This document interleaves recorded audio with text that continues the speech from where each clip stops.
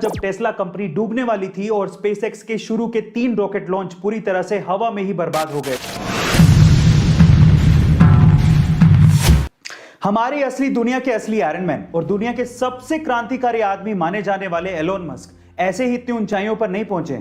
SpaceX, Tesla, the boring company, solar city, hyperloop ऐसी बड़ी बड़ी कंपनियों के मालिक एलोन अपने दिमाग के दम पर और अपनी रिस्क टेकिंग कैपेबिलिटीज के दम पर उस मुकाम को हासिल किया है और दुनिया के सबसे अमीर लोगों की सूची में वो टॉप 3 में आते हैं। आज इस वीडियो में हम लोग एलोन मस्क की ऐसी 3 कहानियां जानेंगे जिन्होंने उन्हें इस ऊंचाई पर पहुंचाया है। गाइस, अगर आप ये 3 कहानियां ध्यान से सुनेंगे तो मैं आपसे गारंटी लेता हूं कि आप भी अपनी जिंदगी में पॉजिटिव बदलाव लाकर सक्सेस को पाने की कोशिश करेंगे।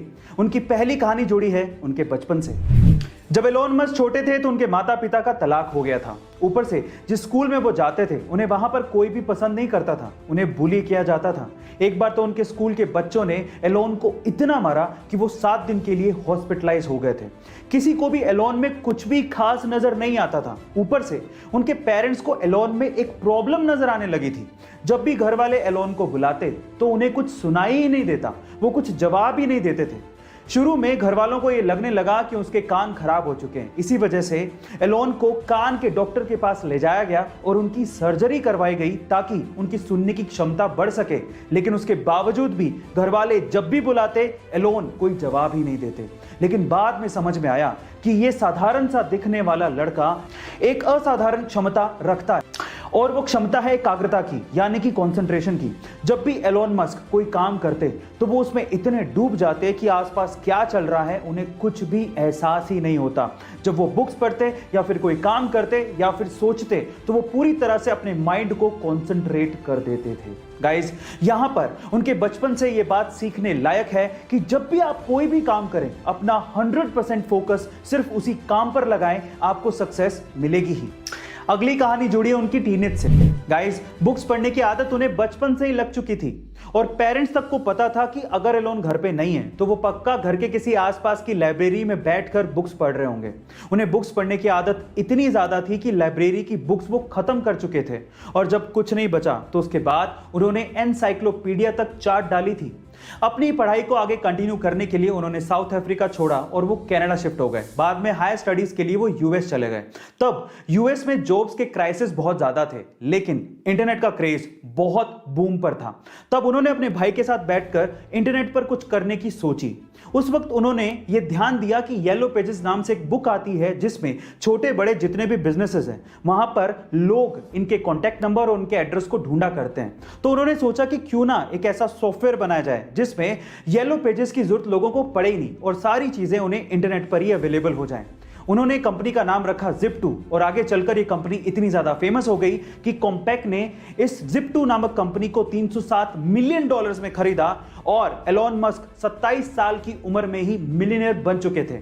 अब वो चाहते तो आगे की सारी जिंदगी बड़ी आसानी से काट सकते थे, लेकिन अब सुनते हैं उनकी तीसरी कहानी जिसने उन्हें अमीर और मशहूर बना दिया। Zip2 को सेल करने के बाद एलोन ने पूरी दुनिया में बैंकिंग ट्रांजैक्शंस को आसान बनाने के लिए X.com नामक एक कंपनी की शुरुआत की, जो कि आगे चलकर पेपल नाम से मशहूर हुई, जिसे eBay ने $1.5 बिलियन में खरीदा था। अब एलोन मस्क के पास पैसा बहुत था और अब बारी थी दुनिया को बदलने की। इसीलिए एलोन मस्क ने अपने पैसों को ऐसी कंपनीज में इन्वेस्ट किया जो कि फ्यूचरिस्टिक आइडिया थे, लेकिन लोगों को ये आइडियाज बेकार लगते थे। जब एलोन ने इन कंपनीज में अपना पैसा डाला तो लोग उन्हें पागल और पैसा बर्बाद करने वाला कहने लगे थे। सन 2002 में एलोन मस्क ने अपने पैसों का 75% हिस्सा स्पेसएक्स नामक कंपनी में लगाया, जो कि सस्ते स्पेस व्हीकल बनाना चाहती थी और लोगों को स्पेस की सैर करवाना चाहती थी। और सन 2004 में बाकी बचा हुआ पैसा टेस्ला कंपनी में लगाया, जो कि इलेक्ट्रिक व्हीकल बनाना चाहती थी। लेकिन कुछ भी आसानी से नहीं मिलता। एक वक्त ऐसा आया जब टेस्ला कंपनी डूबने वाली थी और स्पेसएक्स के शुरू के 3 रॉकेट लॉन्च पूरी तरह से हवा में ही बर्बाद हो गए थे। अब एलोन के पास सिर्फ इतना ही पैसा बचा था जिससे या तो वो टेस्ला कंपनी को बचा पाते या फिर स्पेसएक्स के चौथे रॉकेट लॉन्च में खर्च कर पाते। फिर से उन्होंने हिम्मत दिखाई, रिस्क उठाया और अपना पैसा स्पेसएक्स के चौथे रॉकेट लॉन्च में लगाया, जो कि फॉर्चुनेटली सक्सेसफुल रहा और नासा ने तब एलोन मस्क को बैक किया, $1.6 बिलियन की फंडिंग दी। उसके बाद से स्पेसएक्स ने कभी पीछे मुड़ के नहीं देखा और आज स्पेसएक्स दुनिया की टॉप 6 स्पेस एजेंसीज में शुमार है और टेस्ला ने तो एलोन मस्क को दुनिया का सबसे अमीर आदमी बना दिया है। यहां पर सीखने लायक बात यह है कि अगर आपके आइडियाज पर आपको भरोसा है तो रिस्क जरूर उठाओ, क्योंकि किस्मत भी उसी का साथ देती है जो कि अपने आप पे विश्वास रखता है और रिस्क उठाता है।